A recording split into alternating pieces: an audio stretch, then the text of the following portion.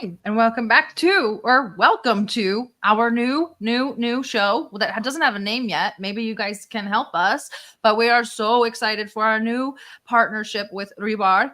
And of course, John is here with me again, and we're gonna be covering all of the news events for the week, and we will continue to do this every Sunday with you guys. So, John, how are you today? And then we'll toss it over to Mikhail. Doing good. The depths of depravity of the Western powers just unmask themselves more and more every single week, it feels like. So there's always a lot to talk about. And Mikhail, I'm so glad you're with us again today. How are you doing? Hello, guys. I'm fine. Thank you. And I suppose I will need new laptop since it's too big and covers half of space. So we're going to start off in the Middle East because, we always talk about Russia, Ukraine. And so we're going to start in Lebanon. We'll see how far we get, and then we'll head on over to Russia. But I do want to get a lot of you guys' opinions, John politically and Mikhail militarily especially. I want to talk about the starting off with the pagers and the walkie-talkie sort of attack. Do we have an asset for that? Let me see. Is it the Israel? It's like, is it on here? No. Okay, never mind. So the pagers.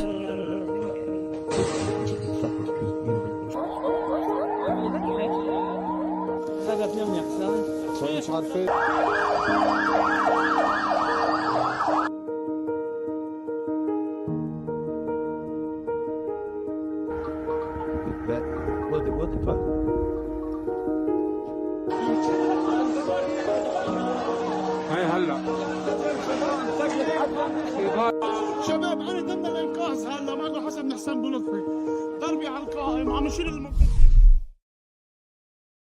Wow, thanks, really on the delay area. Anyway, so the pagers and the walkie-talkies exploded. Many people thinking this is some new and unheard of cutting edge technology. It's not. It's been around for decades, if not a century.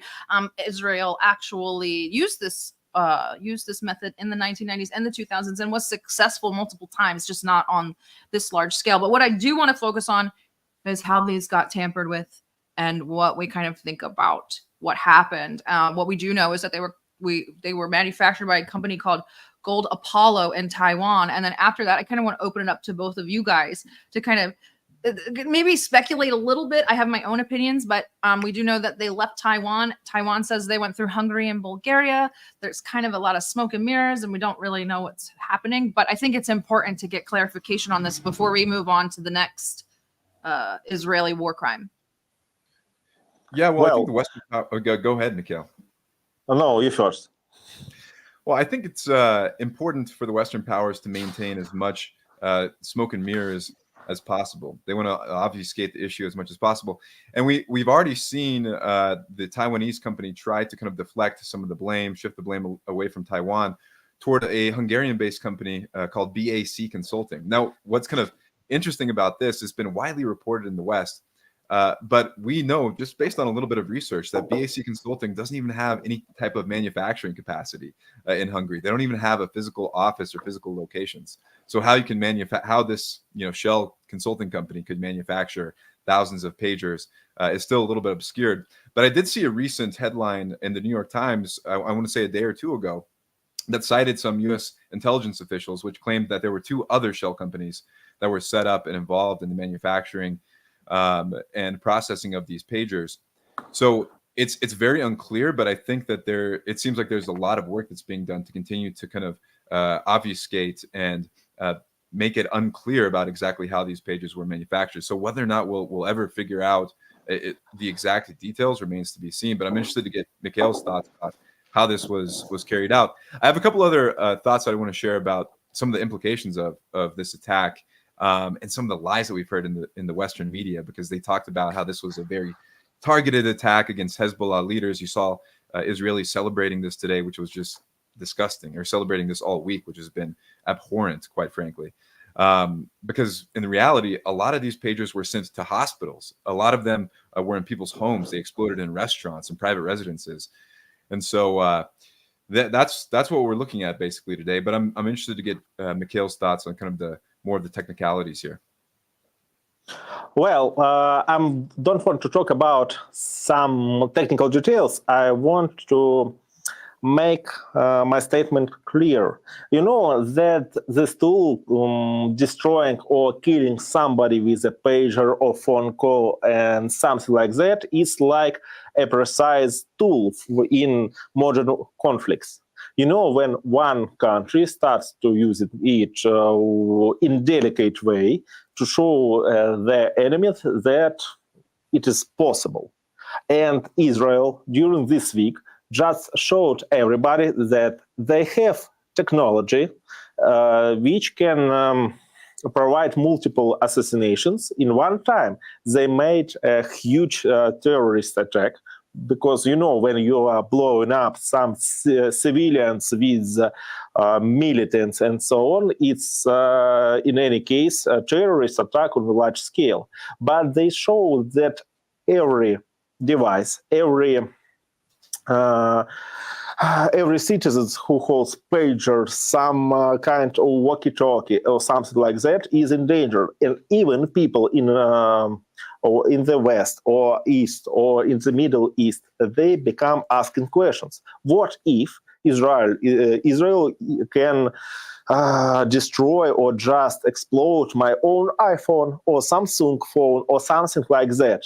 And that's the point when people start thinking that it is possible right now. Israel showed the way that it is possible to destroy anything by the hitting of a target. Right now, they're talking that the operation took about 15 years and so on, but they showed to all the world that it's possible. And there is no one who will be able to escape that, only if they turn to using something like wired phones or something like that. And the point is that right now, Apple, Samsung, and other technology giants, they won't thank Israel for doing that. It was a precise weapon for eliminating top targets. And they used it like a blunt weapon to strike on Arab population of Lebanon. And that's the problem for Israel. They're showing their cards. They're showing their moves to make huge provocations, to provoke Lebanon to a full-scale war. But they don't think about what other world will think about that move. And in any case, I suppose that ultra-Orthodox Jews from Israel will suffer some reputation damage after they will have secret talks with heads of transcontinental companies which holds Apple, Samsung, and other technological giants, because all these technologies were compromised by this blunt move by Israel. But I suppose Israel's special service won't think about it twice, and they just thinking about starting new war without thinking about consequences, since Israeli heads are thinking only about new wars as a way to hold their power.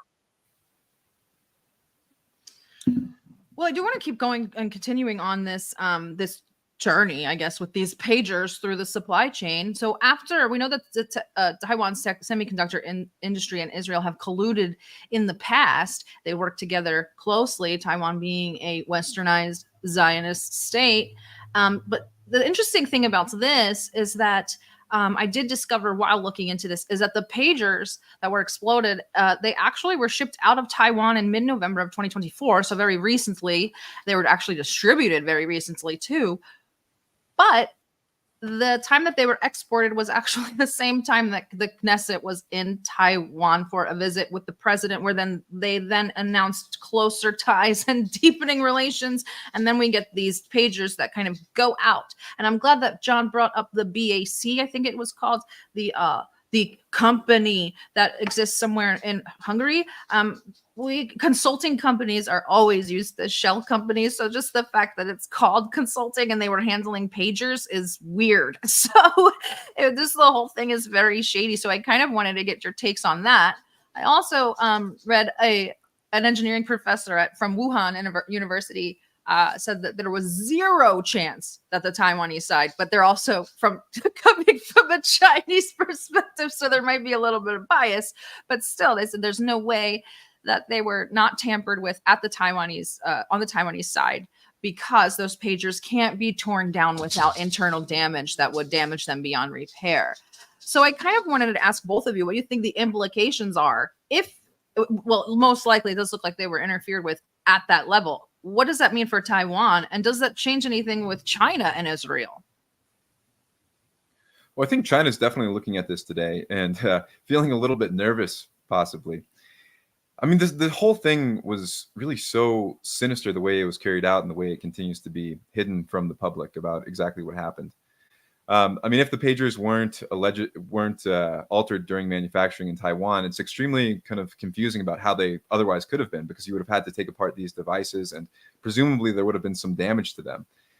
And then we know also that the explosive devices, as I mentioned, were really targeted toward doctors and nurses in Lebanon and Syria when these devices were ultimately shipped in. Another interesting note from this past week was that except for the staff at the American University of Beirut Hospital, they were asked to replace their explosive devices, their pagers rather, which of course became explosive devices 10 days prior to the explosive devices actually detonating. So it seems like there was a level of sophistication and coordination here that I think would make any government nervous. So China's definitely looking at this very nervously, but beyond just some of the more immediate implications in southern Lebanon or in Taiwan, I think the implications go far beyond the community, beyond these immediate security concerns, because there's also this psychological factor of intimidation, which you both have alluded to, which is the weaponization of everyday objects in the 21st century. There's some really interesting writing about this. In 1999, we're going back 25 years now.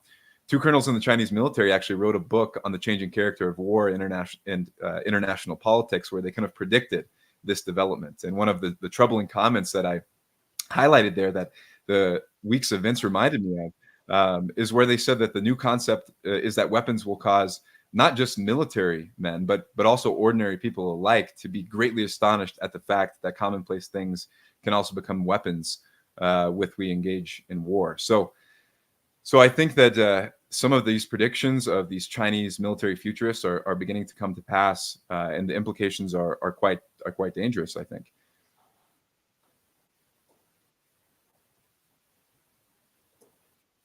Or did you want to comment on the implications of Taiwan being involved and what that means in terms of foreign relations, international relations, and China? Well, you are asking a wrong guy. I am not an expert on Chinese Taiwan relations, guys. Feel free to talk about it. You'll get there. Just keep. Yeah, they'll have some maps to do here soon.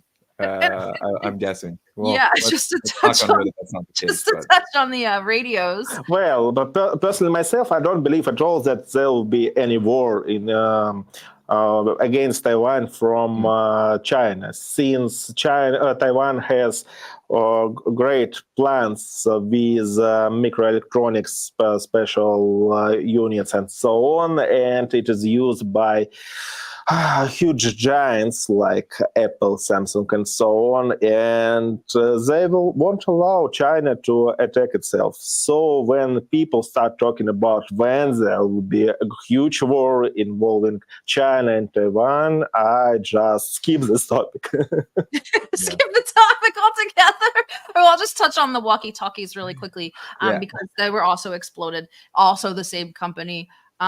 But Gold Apollo, again in Taiwan, has stated that it was BAC Consulting. Why a consulting firm is building electronic devices is beyond me, but that's okay.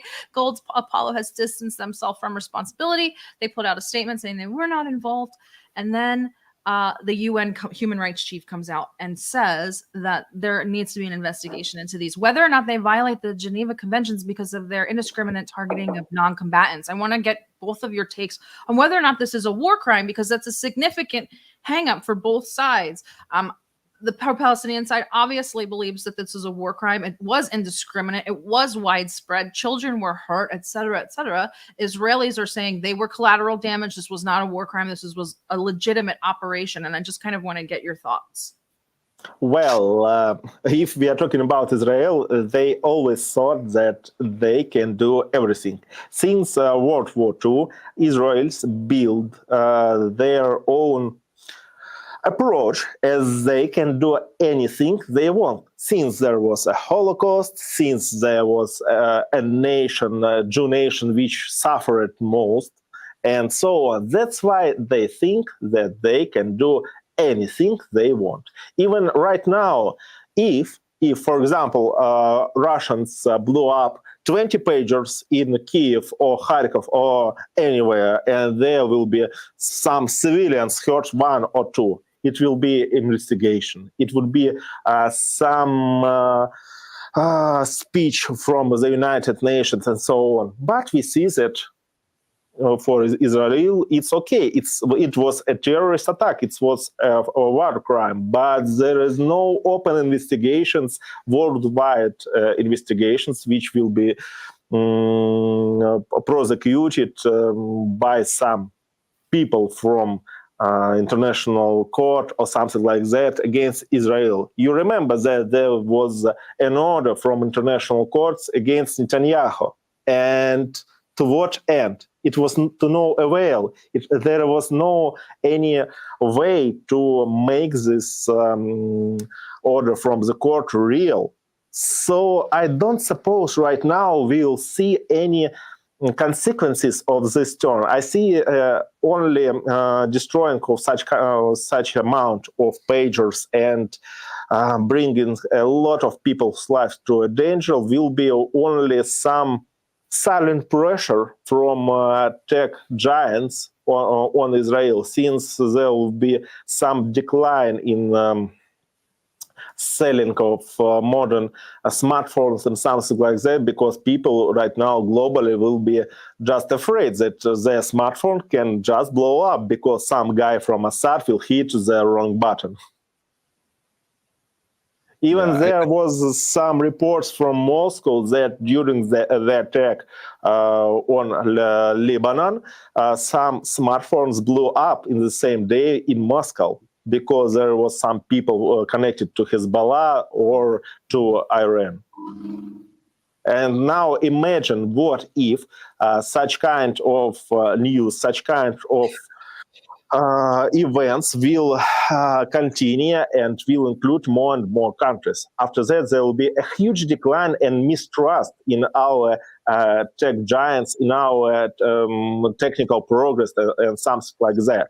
And the consequences of this move will be much more economical, I think, than political.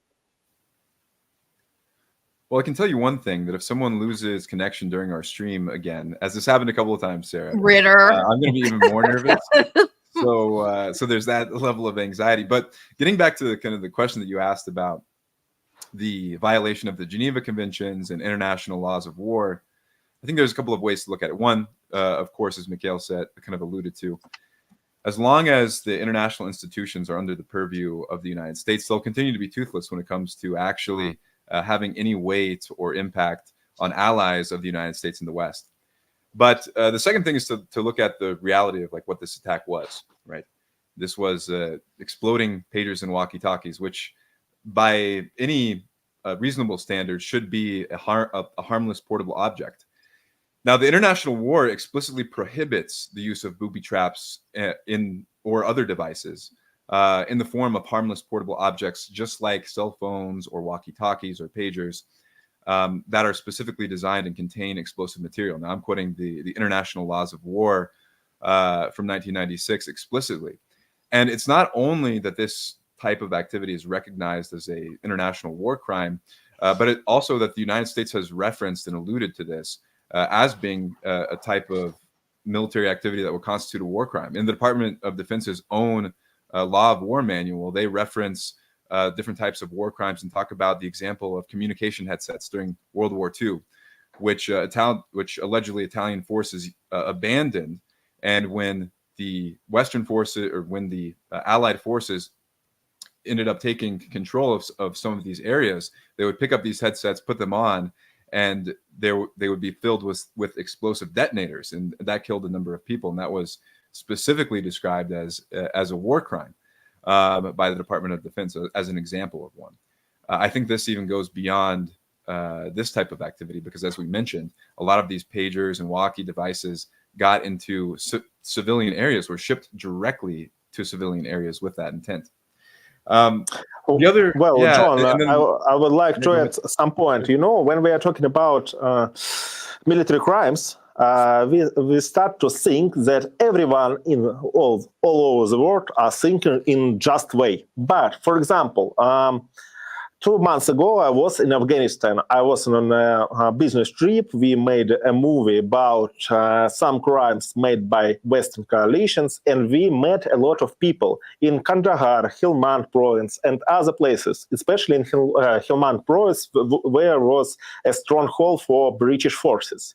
And we found, without any difficulties, several of points where there was mass shootings, killing of civilians, and public executions made by British soldiers. But nobody talks about that.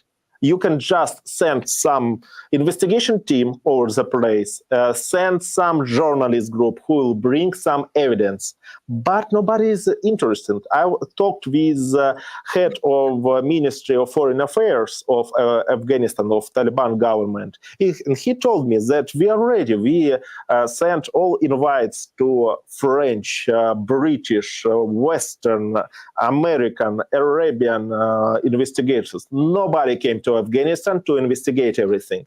And I suppose the same thing will happen with Israel or Palestine or Lebanon, because the West doesn't have interest in shedding some light on these crimes. And that's all. If West is not interested, then nobody cares.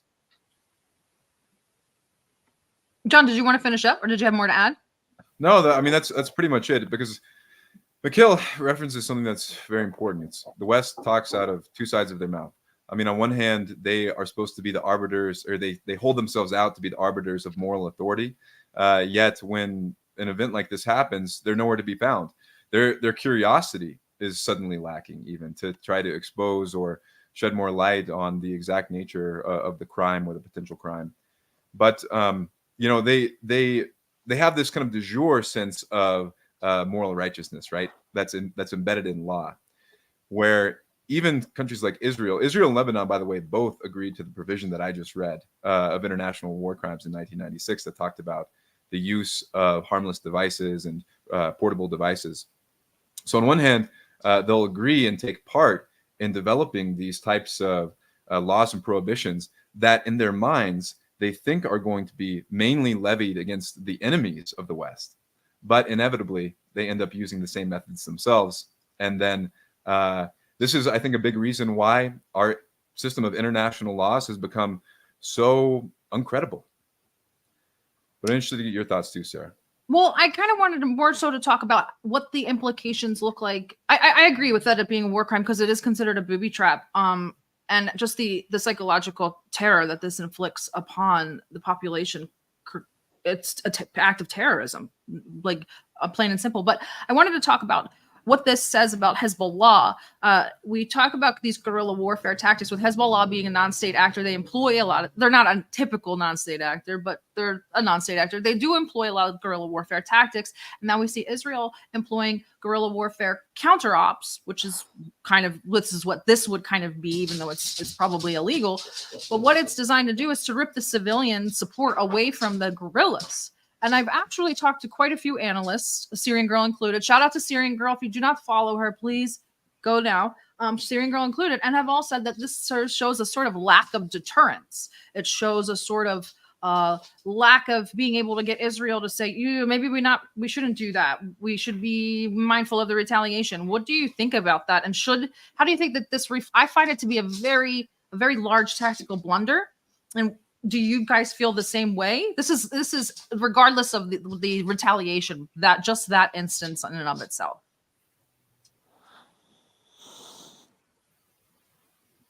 Nobody wants to take this. Well, maybe neither of us want to criticize Hezbollah, but to me, I mean, it does seem like it seems like something that should have been considered, right? It should have been a security concern that was considered, especially considering how much we all know about Israel's ability to carry out acts like this. Sarah, I mean, at the very top, you mentioned that this wasn't the first instance of a explosive detonation, a handheld portable device being used in an act of terror or assassination. So I think that, I mean, it is extremely concerning, but I'm curious to get Mikhail's thoughts on the extent to which this could possibly interrupt the organization of Hezbollah, because that's the big question that remains in my mind. Of course, I'm not on the ground there. We speak to people, but I don't really have a great sense of how much this actually kind of affects the operations logistically, because it seems like these pagers were being used as the preferred method of communication, that cell phones where they were trying to shift away from cell phones explicitly and use these pagers because they were considered more secure, but clearly that was not the case. Well, when we are talking about Hezbollah or any pro-Iranian militant groups, for example, my deputy was in Iraq last month, and he found out that everybody in pro-Iranian militants, in Hashabi and other groups like Kataib Hezbollah, they use WhatsApp. They use WhatsApp application for ordering strikes, for sending some essential intel information, and so on. So if there will be no pagers, no local walkie-talkies or something like that, they will use everybody WhatsApp. And then special service from West, special service from Israel will know their moves. And I suppose it's a huge problem that people in the Middle East, they don't have any secret ways of communication. Maybe Iranians advisors have it, but I don't think so, because I remember from my own combat trips to Syria that they use a regular Motorola or Gutera radio stations, and it is easy to crack them up using modern militant hardware. So I suppose right now Israel is trying to make some havoc, like destroying their communications, like making and pushing them into using some regular smartphones which will be covered by Israeli intel service, and after they will try to strike Israel with its weapons, its missile launchers or something like that, Israel will just publish some papers which will lead to a Lebanon side as people who are responsible for all the attacks. In any case, the world will only remember that Israel is a country which just destroyed some militants, and the world will quickly forget that Israeli forces were behind the initial attack. As for a tactic, I don't suppose that some pro-militant groups from Iran, Iraq, Syria, or Yemen will be engaged in this guerrilla war against Israel, because if they wanted, they would join at the beginning of Gaza operations. We heard a lot of statements from Ansar Allah movement, from Qatar Hezbollah, that we are ready, just send us to Israel, just send us to Tel Aviv, and we'll be there fighting for our own mutual future. But we see right now that all pro-militant groups from all these countries are just guys for beating, and Israeli forces continue to strike them. And if Lebanese forces won't attack in coming days, then Israel will make new move and will declare its move, its own necessity, that they have to defend themselves by striking first. And that's all, and the whole world will be agreed with that. Of course, some people, some governments from Arabian world will protest. Maybe Erdogan will say something that let's destroy Israel and so on. But we won't see any consequences. You know, it was nearly a year since the beginning of Gaza operation. And what? who right now supports Gaza, and where is real support? Only talking.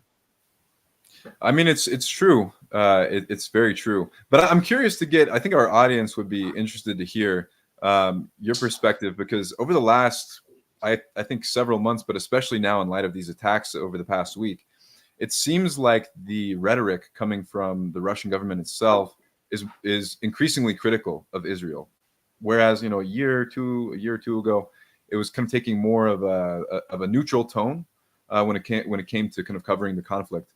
But now it seems like the mood is shifting, at least among certain governments, China and Russia in particular. But I'm kind of curious to get how do the people feel? Like what is the general feeling on the ground? Mood is shifting, you're right. Especially this week, we signed a strategical treaty with Iran.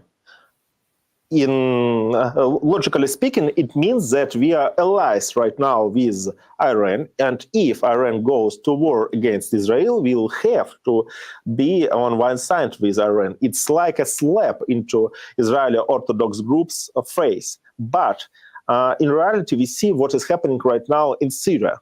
Syria is our ally too. We have base there, we have military advisors, we have close economical ties, and so on. But since the beginning of escalation, Israeli forces started to strike a local air defense system, destroying some local radars. And right now we see that Syria is helpless, and Russia didn't help Syria at all in negotiating with Israel. And it's confusing even people in Russian military, because there is presence of Russian military advisors in Syria. But when Syrians ask, why Russians, you don't help us? You have so great ties with Israel. You have pro-Israeli lobby in your country. Try to influence on them. And they just don't know what to answer.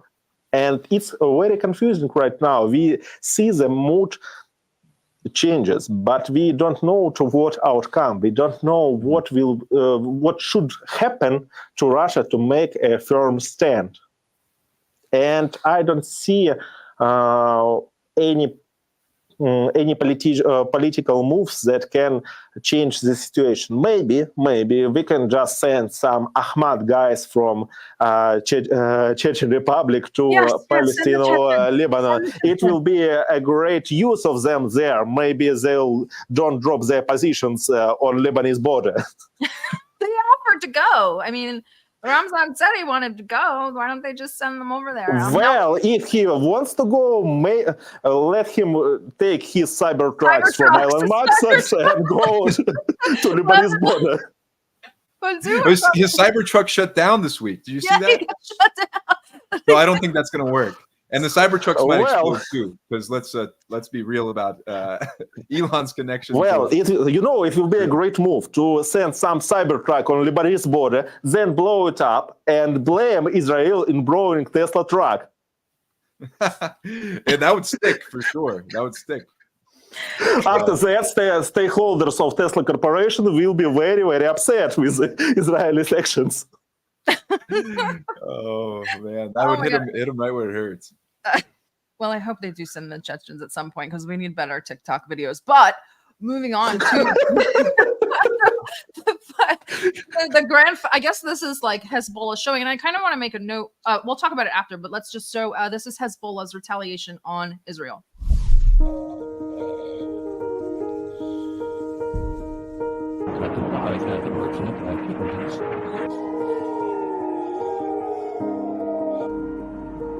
Moi ولو Yeah, I think like this fucking. Like, why do you see that?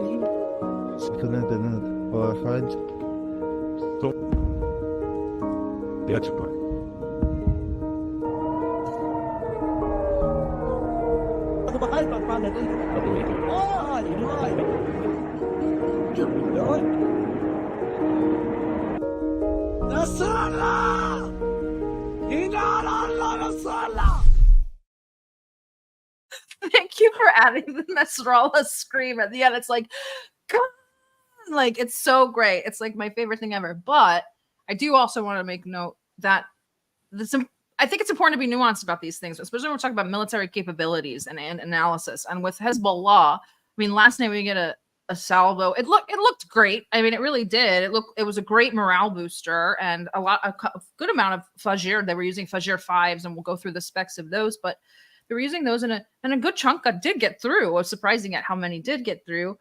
But that's the first time they've ever used them since October 8th. And it's like, we've waited a year to escalate just to the Fajr 5s.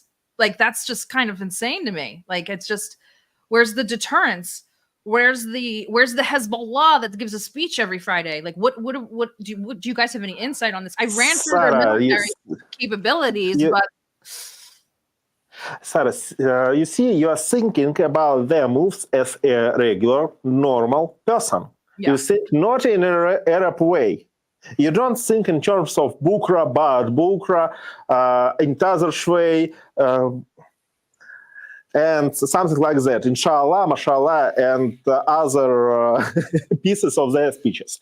But in Arab way, you can promise everything you want. You can just speak any bullshit you want, and people will believe in it. And after firing some bunch of rockets into some open ground, Hezbollah leaders can pronounce that they will responded firmly, that the response was so severe, and nobody cares that it was not so huge and great, because Arab population will just listen to Nasrallah's speech, then see some video from Hezbollah official channel, and then believe that they're winning. That's all. In any case, I don't believe in full wide-range attack by Hezbollah units, because I don't believe in their power. Every Arab unit only can just pronounce that they are so huge and so powerful. But when it comes to action, let's remember what happened in Syria, what happened in Iraq, what happened in other countries where pro-militant groups were. I personally worked with a lot of pro-Iranian militants. And when we as Russian military advisors started to talk with them, guys, we'll be ready to provide area and logistic supports. We'll strike by our air forces from the 4 o'clock in the morning. After half an hour, you have to go forward. They constantly answered us, we will do everything, but without a phone call from Iran, from local headquarters, so on, nobody did something. Nobody did anything. And that's the problem. They can do anything without a call from their commanders or they're interested from them. Personally, myself, as I discussed an issue of Hezbollah with a lot of local experts and our previous intel officers who worked in Lebanon. Hezbollah has strong ties with USA. Hezbollah has strong ties with France. It's not only a pro-Iranian group. It's a group which holds firm positions and negotiation talks with West as well, because West needs Hezbollah as a third power who will be demonized constantly and will be a great tool for gathering some budget, for providing some munitions to the Middle East. It's a huge enemy for United States, France, and other countries, because it just exists and doesn't do a thing.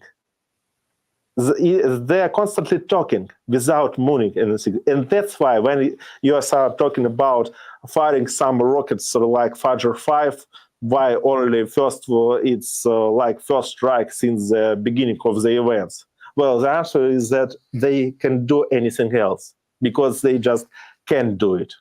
So you're not as moved by Nasrallah's speeches? I liked the first 10. Yeah, you heard 10 of them? There's been more than that. I think there's Who more. are you? They He's do given get a more little speeches redundant. this less than a year than Putin has throughout the SMO. We were getting into an argument, and somebody said, well, they can't all be like Russia. I was like, I wish Putin would talk a little bit more, just a little bit more. And these people, it was like, speeches every week. I'm a little tired of these speeches because when you see a third or fourth time they raise a red flag on Masjid in Iran, and it's a flag of wrath, and they're ready to strike Israel with all the force they need, and they don't do anything. I'm just feel tired. Come on, guys, do anything. We want to see a big war. We are so tired that everyone is talking about Russian-Ukrainian conflict. Let's make a show in another place. It will be better for us. But Arabs and Persians are very disappointing. Well, I mean, Russians were a little disappointing too for a while. We were like, we'll get to that. What's going to happen? Hey, well, we'll get to talk that. about when we all had to cope. We'll talk about doom, Krasnodar cope and doom. Tver in a second.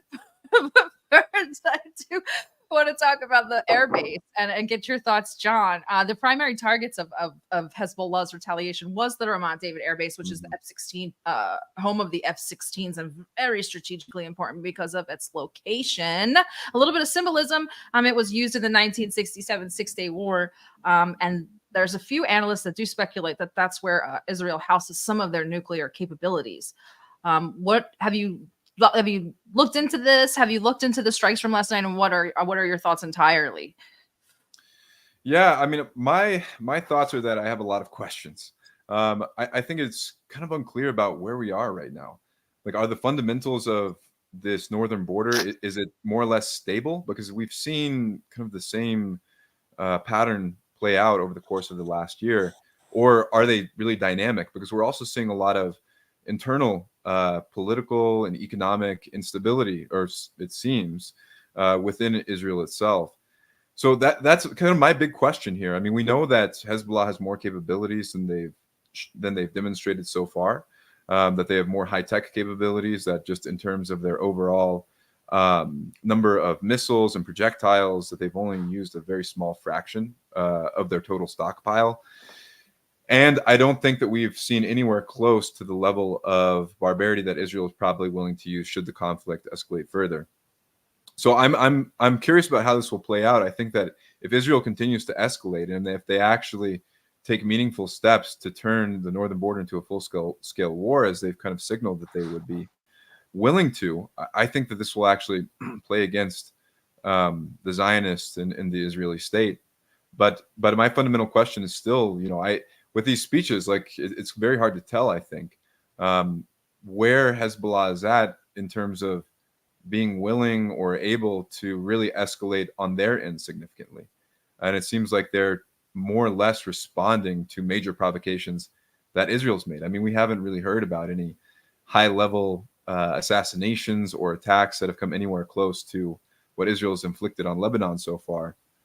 But you're not right. Last week there was a news about a 74-year-old guy who attempted an assassination attempt on Benjamin Netanyahu. He was arrested by Mossad special forces, and after that, this old man just told that it was Iranians who were behind this attempt, and he was hired by Iranian side in Istanbul or any other country. I don't remember details. And, it was the only mention that Iran is trying to do something and to, assassinate someone. But this attempt was was very hilarious, since only Mossad made profit from this 74-year-old guy. Why are they using a 74-year-old? That's the first question that comes to my mind. It is very slow killing. Very slow. I guess they don't see. It's more likely they won't see it coming, I guess. But yeah, I mean, Sarah. Sarah, by the way, did a lot of research last night. She was feverishly sending over some notes about all of Hezbollah's capabilities. So I think that you're the best suited to probably answer your own question. What do you think here? What has Hezbollah shown us so far, and what do they still have in their back pocket? I don't really go too much off of Nasrallah. Nasrallah, not that he's a liar. I think he's fantastic. But but I think that his words are carefully chosen, just like Mikhail alluded to. The Arabs speak in a certain way, and other Arabs are the only ones that really get the vibe and really understand what he's saying. And then they take it in, and obviously it's a morale booster, as it should be. And it's a kind of a Middle Eastern vibe. I like it. So all Lebanese Israeli war is Middle Eastern vibe. No, I said Arab. I said Arab vibe. But anyway, so they're not Middle Eastern. Yeah, it certainly has Arab vibes. Some have Arab vibes, that's sure. So we're all like, wait, what's going on? And they're like, And you know what does have vibes? Pagers. they don't. Well, what they do until they don't. This is not. We shouldn't be saying. We shouldn't be joking like this. It's way too soon. It's not. Yeah, it's pretty soon. I mean, Yeah. maybe next week we can bring our little. Well, I know we're slobs and like we like to joke about like death and destruction, but it's like the other people aren't. They're not as into it as we are. Like I just make my Slavic face and joke about that. We want to play nuke or not a nuke, actually. So I love this conversation that takes off. Actually, anytime an ammo depot is blown up in either Ukraine or Russia, there's somebody on Twitter that says there's some Spurg or anime lover that says that it was a nuke. Now we had a large explosion, quite a large explosion yesterday. It looked like what I would think a thermobaric bomb would look like. With a very large warhead, granted, was dropped on Lebanon. But immediately their reaction was, it's a nuke. It's a tactical nuke. And I was like, wait, we gotta pump the brakes. Why are these conversations rolled out? And then I kind of went to go like seek the discourse. And these people think that they've been launching nukes this whole time and just not telling us. Like, where's this coming from? What did you think of the bomb last night? Did you see it, Mikhail? What did it look like to you? I mean, it really looks comparable to a larger toss one out, but it looks like a thermobaric explosion to me, but maybe I'm just not seeing what other people are seeing. Well, I'm just trying to remember what kind of bombing you're talking about, because there was a lot of them last week. Ukrainians constantly tried to destroy our ammo depots and our warehouses. So if we are talking about striking on arsenal in Tver region last night, when somebody hits ammo depot, munitions, and something like that, there goes a big boom. It's constantly like that. Remember strikes of last year on Khmelnytsky regions, where also was earthquake. It is a common thing when you strike ammo depot. As if you're talking about non-successful if you're talking about non-successful launch of Sarmat missile, well, I suppose we'll have to wait for some confirmation from our Ministry of Defense. Maybe there will be no any word about this incident, but it looks like we tried to do something and then this missile failed. But you know, when they start to talk about nuke strikes, about nuke exercises, you know, back in Russia, we are constantly trying to make them work because, well, we have our own nuke shield around our country, and without any exercise tests, launches, and strikes, we won't know if it will be successful on the time of nuclear war or not. So, as a Russian, I see it a normal way. Every country which is in right now is overtaking some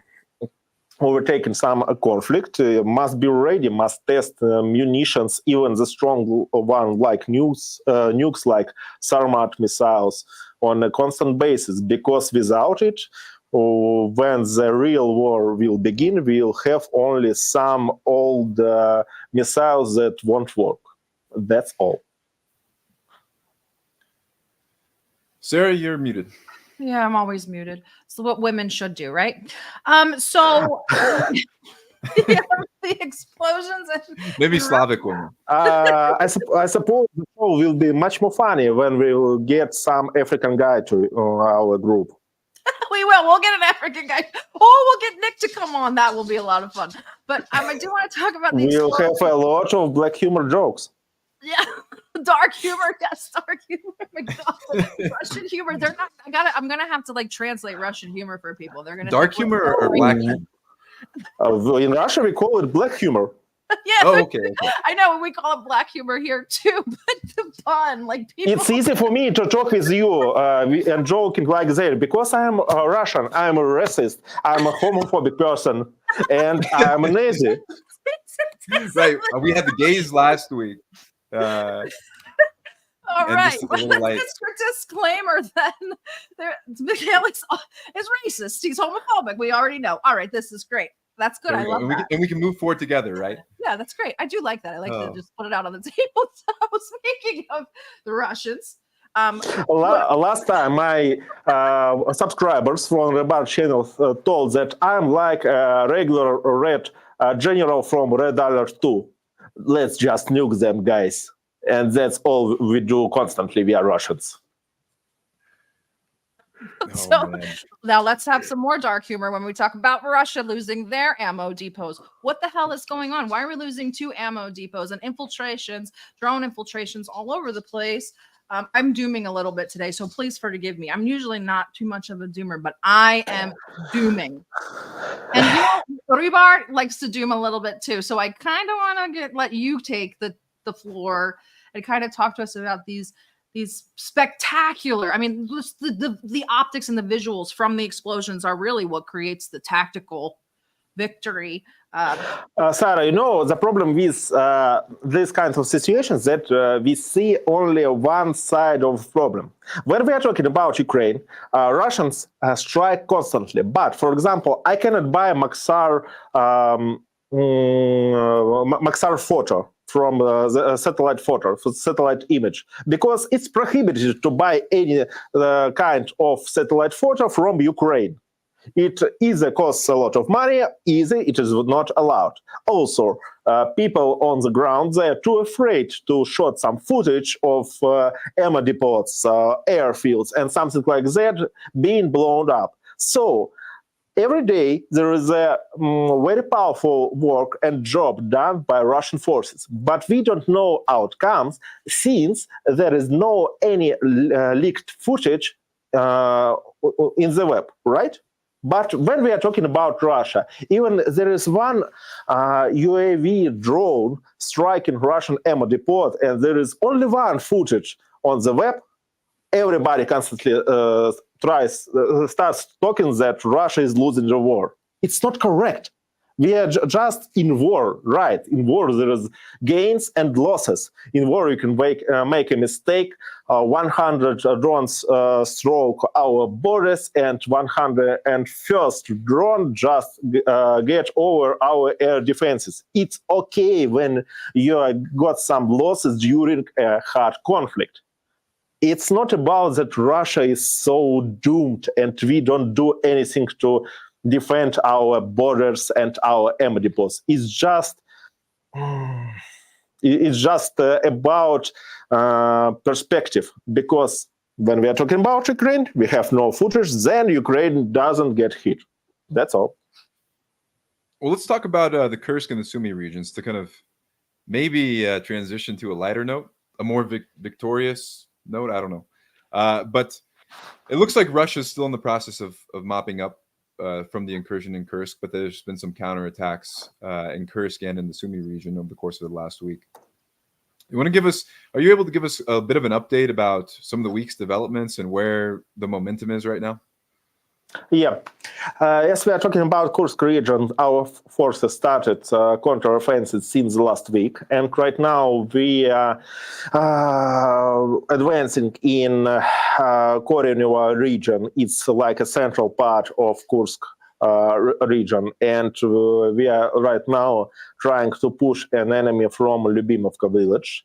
Also, our units defending Kvisele and nearby villages because the enemy tries to advance in these regions after demolishing all the bridges between Glushkovsky area and Koreneva area. So they at first tried to cut our troops and then started to advance. After that, our reconnaissance troops and our strike units start to destroy all military convoys and columns in Sumy region, as they started to strike on electrical plants to cut electricity from Sumy region. And, well, they had some success, since 2 or 3 transformation units were destroyed entirely. After that, our forces started offensive in other region on Liman direction. You know, city of Liman was under Russian forces' control till 2022, and our running from the east of Kharkiv region. And right now, our forces managed to liberate 2 villages on the left bank of Zherebets River. It's Makeivka and Nevska, and it opens a way to advancing to Cherny and Torsk settlements from the north. Our forces tried to liberate these regions for a year and a half. There was a huge amount of military and tactical mistakes, and right now, after maybe changing of some local commanders, we managed to overcome enemy defenses and liberated 2 points. We have to make more of it, but I suppose it will be only a start.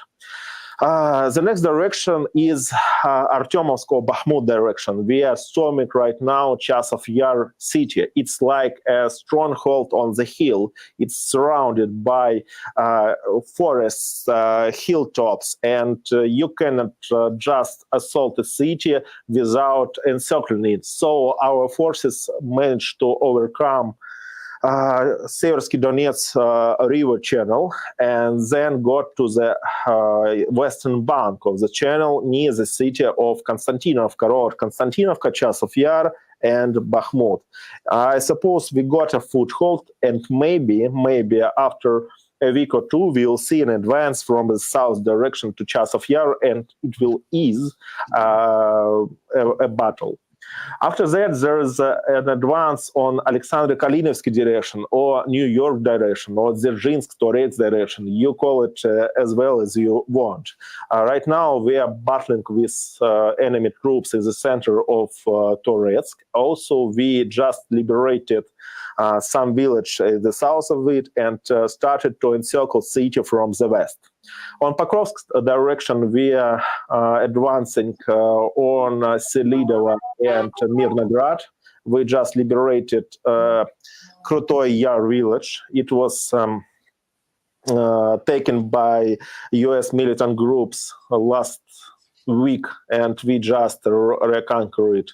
And also there is a huge opening on Donetsk direction. Since after liberation of Krasnogorovka, we managed to move in the direction of Kurakhova and started to advance on Maximilianovka and Kurakhova city. But it will take some more effort, since a lot of hilltops are under enemy control. So maybe we will start Kurakhova battle after a month or 2. And also there is some movement on South Donetsk direction. You heard about Ugledar, and we tried a lot to conquer the city in 2022 and 2023. There was a lot of destroyed convoys of Russian military hardware, a lot of debt. And right now, our grouping of forces of Eastern Military District is trying to encircle Ugledar, cutting enemy defenses around the city. We managed to capture some hilltops, capture a village of Prichistovka, and continue to advance on Konstantinovka. In any case, well, I suppose in next stream we will shoot to use our English maps. It will be easier to...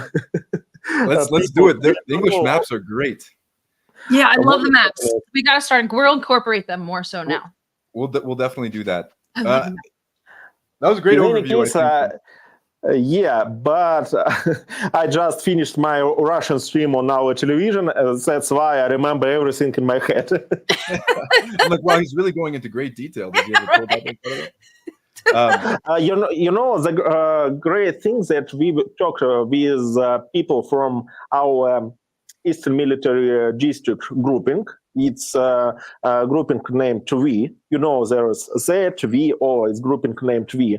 It right now continues to advance south of Donetsk, or Konstantinovka, Ugledar, and so on. And they told us that morals of enemy forces is very low. That's why our people, our forces manage to advance right now, because the enemy doesn't have a huge morale among its troops. It doesn't have a huge amount of artillery shares or FPV units, so it's much more easy to advance right now than in 2023 or 2022. And we see there the morale of Ukrainian forces on certain points of special military operation is becoming to decrease. And maybe it will be a key to destroying enemy defenses. But for example, across the direction, there is a huge advance, there is a huge gains, but it always lacks people. We need more manpower. We need more people who will be storming enemy points. And it's bad that every storm, every assault takes some people's lives. Well, it does seem like progress is continuing, and now we have the third winter. I can't believe it's already the third winter of this war that's looming now. So I'm interested to see if that brings dynamic changes. But it also seems like the mood, the general level of morale, not only among the Ukrainians fighting, but among their European interlocutors, is beginning to diminish. You had Germany this week. You had Olaf Scholz in Uzbekistan and Kazakhstan. Germany also talked this week about their concern about Moldova, saying that if Ukraine falls, Moldova is next.